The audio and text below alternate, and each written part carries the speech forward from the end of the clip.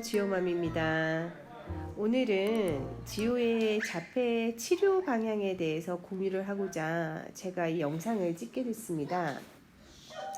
지오는 36개월 만으로 3세에 한국의 대학병원에서 자폐 검사를 하게 됐고요. 거기서 지오의 자폐를 알게 됐습니다. 자폐를 알게 된 것까지는 사실 굉장히 감사한 일이거든요. 왜냐면 이제 치료를 하게 됐으니까요. 그런데 저는 병원 측에서나 정부 측에서 자폐는 일단 불치로 우리나라에서는 규정을 하고 있죠.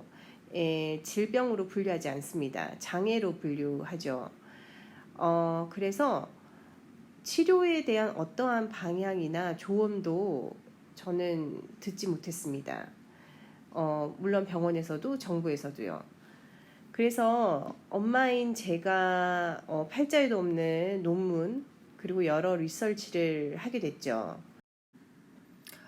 그래서 지오의 치료 방향을 현재는 이렇게 잡고 있습니다. 첫째, 지오는 식이요법을 하고 있고요. 그리고 하루에 8시간씩 일주일에 40시간에 해당하는 ABA 치료를 받고 있고요. 그리고 집에서 저번 영상에서도 제가 공유했듯이 감각 마사지를 하고 있습니다. 그럼 먼저 지오의 시기에 대해서 제가 설명을 드리겠습니다. 지오의 그 자폐 발생 원인으로 가야 하는데요.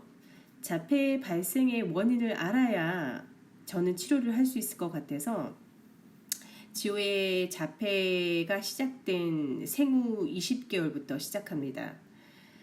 그때 지오가 심각한 변비가 오면서 소위 말하는 자폐 증상들이 나타났어요. 저는 그때까지만 해도 변비와 자폐의 연결고리를 전혀 알지 못했습니다.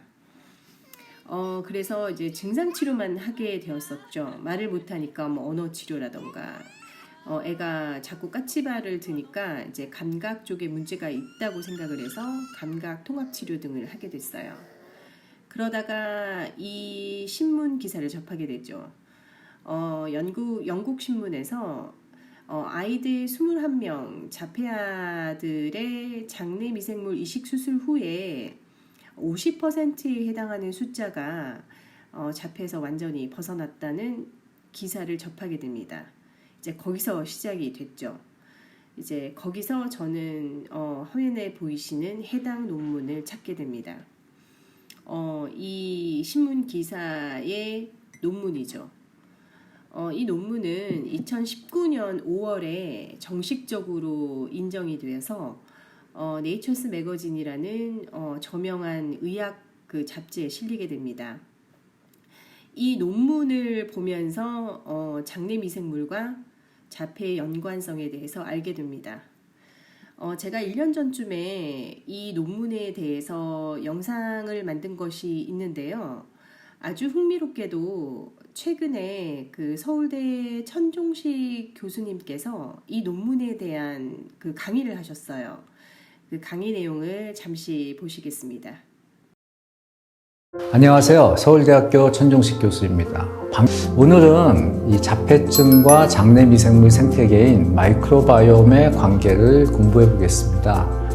이런 뇌 질환과 이 장내 미생물이 연관되어 있다는 사실을 좀 뜬금없다고 생각하신다면 오늘 강의를 꼭 들어보시기를 바랍니다.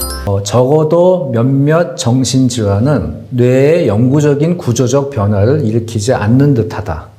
따라서 이런 질환들은 뚜렷한 물리적 손상에서 비롯되는 장애에 비해서 회복될 가능성이 크다. 무슨 얘기? 이 아이들의 특징을 보면 리그레시브 온셋 오티즘이라고 돼 있어요. 리그레시브 온셋 오티즘은요, 처음에 태어났을 때는 정상으로 태어났는데 중간에 한 15에서 30개월경쯤에 자폐증으로 나타났다. 이런 아이들을 얘기하거든요. 그런데 이 아이들의 특징 중에 또 하나가 뭐가 있냐면은 다는 아니지만 이 연구에 참여한 아이들은 자폐증이 발생하기 전에 항생제 치료를 했던 그런 경험이 있습니다. 이 연구에서는 자폐증하고 그다음에 장내 위장관의 문제. 위장관의 문제라고 하는 거는 설사, 변비, 그다음 복통 이런 것들 얘기합니다. 실제로 많은 뇌질환, 자폐증뿐만 아니고 치매, 파킨슨 등이 한 절반 이상의 환자가 굉장히 안 좋은 장 상태를 가지고 있다고 하죠. 그다음에 자폐증을 가지고 있는 아이들하고 상당히 차이가 있다는 걸 알 수가 있어요. 만약에 이거를 우리가 좀 좋게 바꾸면 자폐증이 좋아질 수 있지 않을까.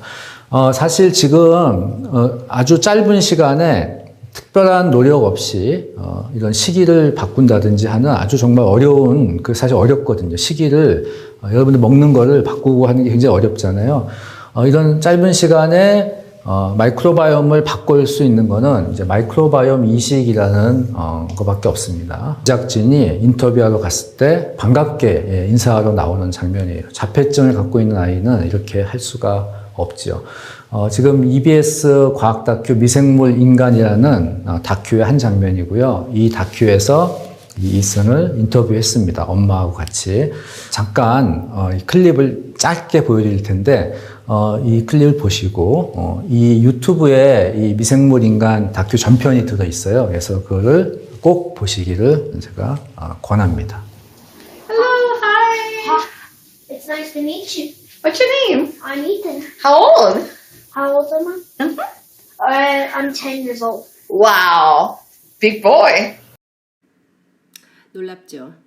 영상 속의 아이는 저 인터뷰 당시 만 10세였던 것으로 기억하고요. 장내 이식술을 받은 것은 논문에 의하면 만 6세가 훨씬 넘은 나이였던 것으로 저는 기억을 합니다. 무바라의 굉장히 심각한 중증 자폐였었는데 저렇게 변했네요. 저 아이의 밝은 미래를 기도합니다.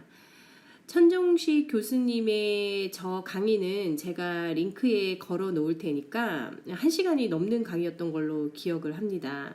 좀 길지만 굉장히 유익한 자료들이 많기 때문에 보시기를 꼭 권해드립니다. 이 논문이 인정되면서 많은 전문가들이 장과 자폐의 연관성에 대해서 인정을 하는 분위기입니다. 그런데 일반화가 되기는 굉장히 힘든 게 모든 100%의 자폐 아동들이 장 쪽에 문제가 있는 것은 아닙니다. 그렇기 때문에 ABA 치료처럼 모든 자폐 아동들에게 유효하다고 볼 수는 없죠. 그러나 지우는 이 장내 미생물과 자폐 연관성에 있는 그룹에 해당되죠. 그래서 이런 질문을 하게 됩니다. 장내 미생물은 바뀔 수 있을까요?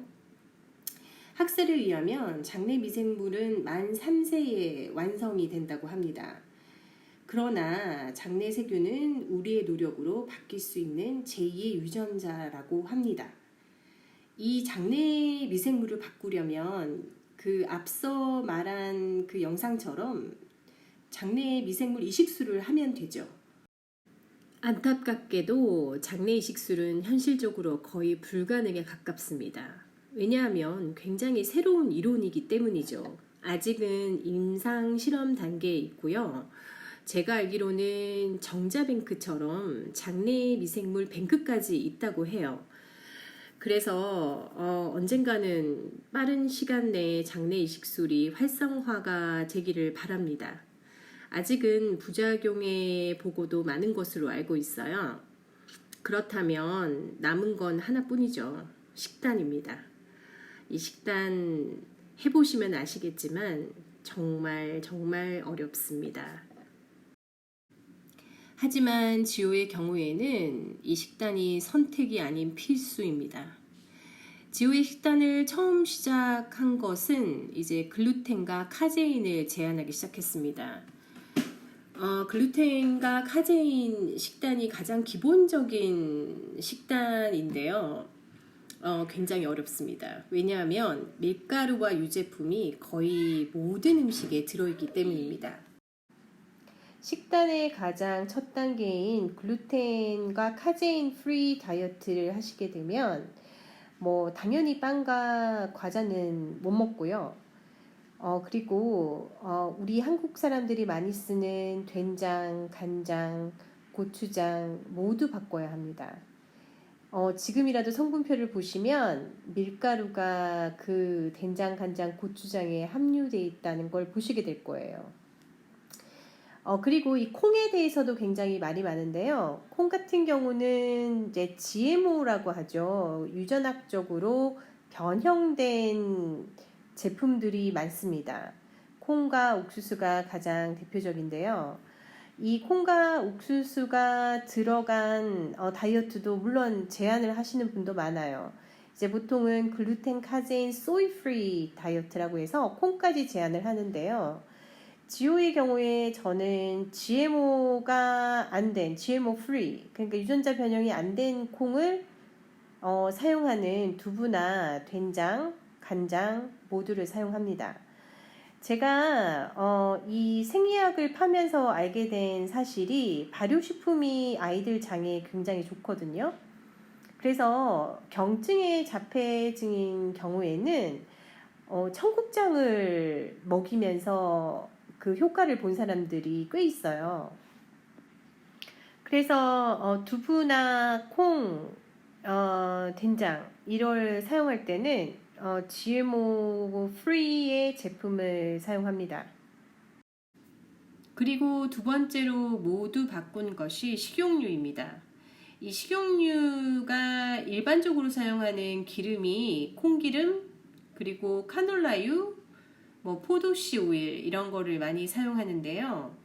이 식용유들이 대부분 핵산이라는 화학 촉매제를 이용해서 뽑아낸 기름입니다.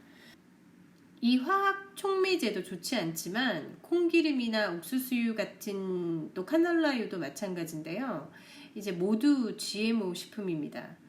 이 GMO 식품에서 값싼 화학 촉매제로 뽑아낸 식용유는 뇌의 염증 반응을 일으킨다고 익히 알려져 있습니다. 그래서 지호뿐만 아니라 우리 가족이 먹는 모든 기름은 냉압착 방식이나 압착 방식으로 만들어진 올리브 오일 아니면 아보카도 오일 또는 무색 무취 전혀 코코넛 냄새가 나지 않는 코코넛 쿠킹 오일이 있어요. 이것과 또는 기버터라는 것을 사용하고 있습니다.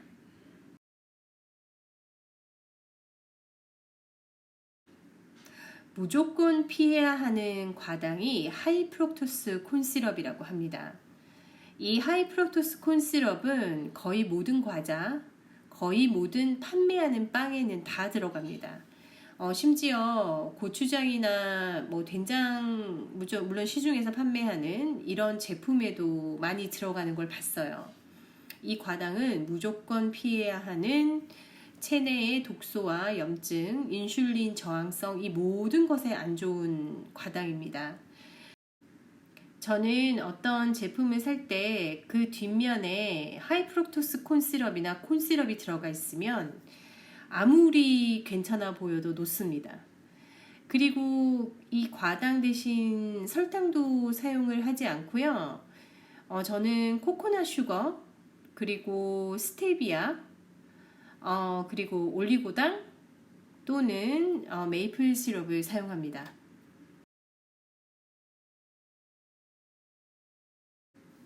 위에 보이시는 것이 지오의 IgG 지연성 알러지 검사 결과입니다. 보시면 카우밀크 우유하고요. 그리고 계란 흰자에 굉장히 높은 알러지 반응을 보이고 있어요. 제가 이 식품을 한 6개월 정도 완전히 끊었었습니다. 그리고 제가 이것을 평생 끊은 게 아니고요. 요 앞장을 보시면 지오의 그 알러지 검사 앞장인데요. 3개월 정도 이 알러지가 높은 식품을 식단에서 빼라 이렇게 되어 있습니다. 왜 3개월일까요? 이 식품들 같은 경우에는 식품 자체에는 많은 영양분들이 있어요. 그런데 이제 지오가 장에서 그걸 흡수를 못하는 거죠.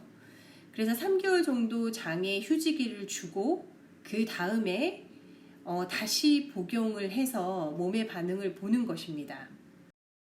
이 지연성 차단 음식을 아이가 완전히 좋아질 때까지 기다렸다가 다시 먹이라는 의사분도 계신데요. 저의 생각에는 지호는 일단 워낙 장이 안 좋았기 때문에 3개월의 그 2배 기간 6개월까지 음식을 끊었었고요. 지금 현재로는 서서히 일주일에 한 번 정도 계란을 먹이고 있습니다. 그러나 우유는 워낙 안 좋다는 리포트가 많기 때문에 우유는 사실 거의 평생 동안, 아니면 지호가 이제 나중에 커서 어떻게 될지 모르지만 제가 컨트롤할 수 있는 선에는 우유는 먹일 생각이 없습니다. 그래서 지연성 알러지 검사 결과에 따른 여러 지호가 끊어야 하는 음식들은 6개월 정도 완전히 배제를 했고요. 그리고 현재로는 지호의 장 상태가, 지호의 변의 색깔과 변의 어떤 형태로 봐서는 굉장히 건강한 통변을 보이고 있어요. 그래서 일주일에 한 번 정도 다시 먹이고 있습니다.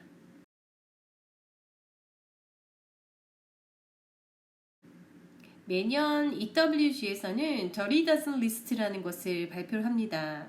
농약 성분을 굉장히 많이 쓰는 야채와 채소를 발표를 하는데요. 여기 보시면 딸기, 시금치, 그리고 토마토, 샐러리, 피망 이런 것들이 보입니다. 체리랑 배, 포도, 앵두, 감자도 여기 포함이 되어 있습니다. 그리고 농약을 그닥 치지 않기 때문에 그닥 유기농을 사 먹을 필요가 없는 또 15가지 야채와 채소를 소개를 하는데요. 여기 보시면 아보카도, 그리고 스윗콘, 파인애플, 양파, 파파야, 그리고 가지, 아스파라거스, 그다음 배추, 양배추, 브로콜리, 버섯, 키위, 그리고 멜론, 이 종류라고 합니다. 저는 유기농을 구입할 때 이 명단에 따라서 꼭 유기농을 구입해야 하는 채소 과일은 반드시 유기농을 구입을 합니다. 그리고 굳이 유기농을 구입하지 않아도 되는 채소나 과일은 저도 유기농을 굳이 고집을 하지 않습니다. 이렇게 정리를 해 놓으니까 가격이 많이 절약이 되더라고요. 생활비가. 제가 식료품비로 오일도 그렇고 여러 가지를 하고 있기 때문에 엔겔 지수가 굉장히 높은 편이에요. 한번 시장을 보면 그냥 엄청나게 비용이 많이 들더라고요. 그래서 이 리스트를 알고 난 후부터는 조금 현명한 소비를 하게 됐어요. 그리고 고기 같은 경우에는 풀을 먹인 소고기, 돼지고기를 반드시 사용을 하고 있습니다. 두부는 전에 말씀드렸다시피 GMO 프리의 유기농 제품을 사용하고 있고요.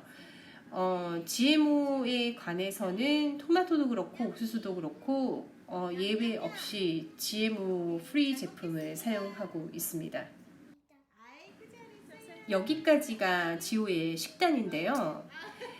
저는 아직 탄수화물을 무조건 제한하는 케토식을 하지는 않고 있습니다. 물론 탄수화물을 줄이기 위해서 제가 브로콜리 스프라우트를 밥처럼 사용하기도 하긴 하는데요. 그렇다 할지라도 지호의 식단은 이 정도로 1년 정도를 했더니 지호의 변비가 완전히 없어졌습니다. 지호는 현재 변의 상태가 굉장히 좋고요. 하루에 한 번이나 2번 정도까지 통변을 잘 보고 있습니다. 이제 한 번 들어가면 10초 안에 그 모든 걸 끝날 정도니까 변비하고는 거리가 멀지요.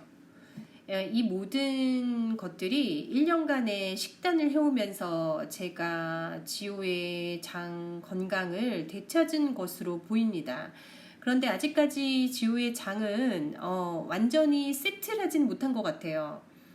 제가 휴가를 가서 한 달 정도 가서 지호의 식단을 좀 안 했더니 금세 다시 변비가 오더라고요. 그랬더니 정말 상동 행동이랑 소리 지르고 이런 자폐성 반응들이 다시 굉장히 심해졌었어요. 특히 지호는 글루텐에 그러한 반응을 많이 보이는 것 같아요. 글루텐과 과당 이 두 가지에 굉장히 민감하게 반응하는 것 같습니다. 그래서 본의 아니게 지호는 식단의 영향을 굉장히 많이 받는 아이구나 다시 한번 알게 됐습니다. 그래서 아직도 굉장히 조심해서 식단을 하고 있고요. 저의 이런 방식들은 사실 지호에게 굉장히 제한되어 있고요. 제가 앞서 말씀드렸듯이 모든 자폐아가 장 쪽에 문제가 있는 것은 아니기 때문에 식단을 하지 않고 어떤 ABA나 이런 치료들만으로도 거의 정상에 가까운 발달을 보이는 아이들도 많아요. 그렇지만 저는 지호처럼 장 쪽에 문제가 있는 아이를 키우시는 부모에게는 이런 장내 미생물과의 관계에 대해서 공부하시는 것을 권합니다. 왜냐하면 이거는 제가 그냥 가라로 알아낸 것이 아니라 논문으로 많이 입증이 된 자료이고요. 식단이 필요 있다 없다 굉장히 논란이 아직도 있는 것으로 저는 알고 있습니다. 하지만 지호의 경우에는 거의 식단을 하고 장 쪽의 건강을 되찾으면서 인지가 굉장히 많이 올라왔어요. 그리고 인지뿐만이 아닙니다. 변비가 있다는 것은 삶의 질을 굉장히 많이 떨어뜨립니다. 아마 변비가 있으셨던 분들은 아실 거예요. 이것이 정신건강에 얼마나 많은 영향을 주는지를요.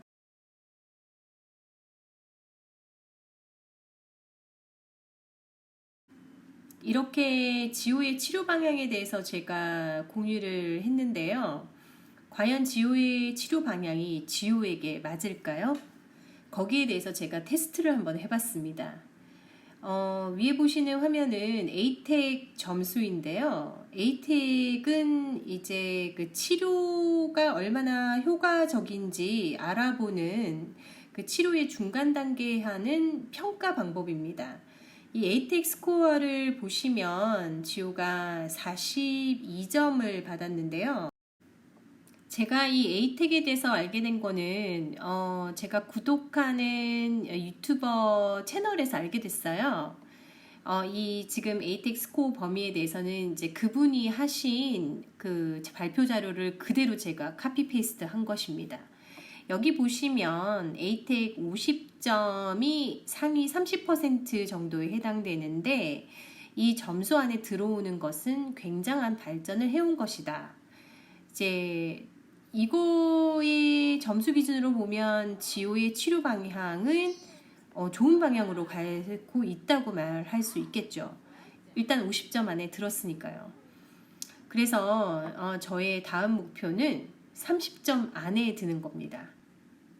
제가 이 테스트를 하면서 상위 30점 안에 들려면 어떻게 해야 할까? 이 질문을 보면요. 상위 30점 안에 드는 아이들은 사실은 자폐아가 아니라고 봐도 될 정도가 돼야만 그 점수를 받을 수가 있습니다. 그래서 아직 지원을 갈 길이 멀었고요.